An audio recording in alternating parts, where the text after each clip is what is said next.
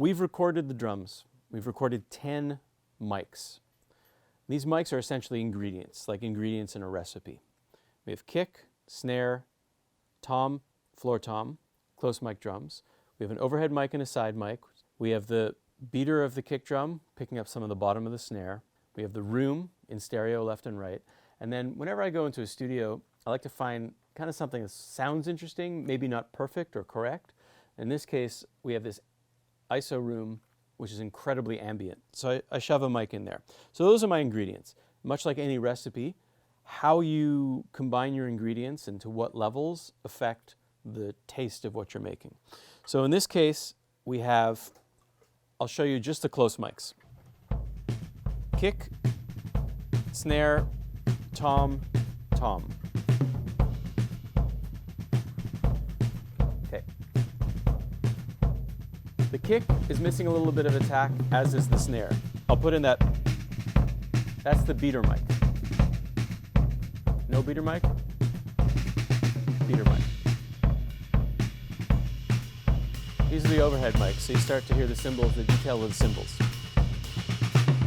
Essentially, no mic right now is further than 3 or 4 feet from the drums. So it's actually still pretty tight, even though we have those room mics.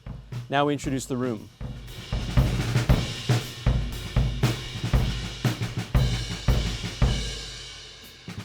Now we introduce the closet.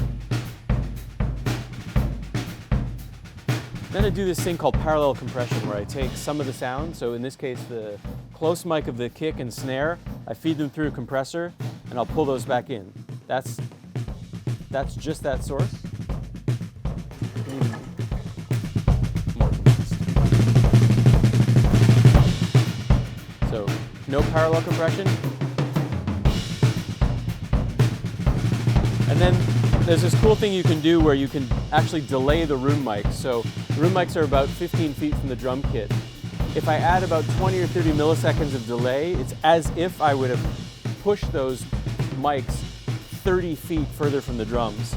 And that's what this will sound like. So no delay on the room, delay on the rooms. So let me just show you really quickly how you can go, the drum sound can be totally different by using, that's essentially just the close mics, and that's close mics and room mics. Same performance, same drummer, same mics, but totally different sounds. Now you can also do something incredibly minimal where you can take, let's say, just the kick drum, overhead and the side mic. Maybe throw in the snare. So that's a totally natural sound. With instruments around it, probably sound fantastic.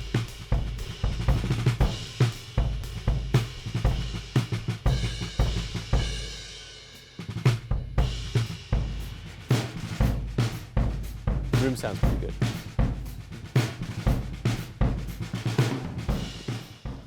I think if I had to offer any advice to someone who is just starting out to record, in terms of recording drums, is make sure you have all your bases covered, meaning close mics, room mics. I wouldn't print things with effects, wouldn't print things with EQ. Try and get the best possible sounds you can from the drums, the mics, the mic placement, and that's it. And then if you have all your bases covered, you'll have a great deal of flexibility when you mix in terms of how the drums sound. But really, and this might be out of your control, just make sure you have a good drummer, because 80% of what we hear is the drummer. Good drummer, and then don't mess up capturing the drummer, great drum sound.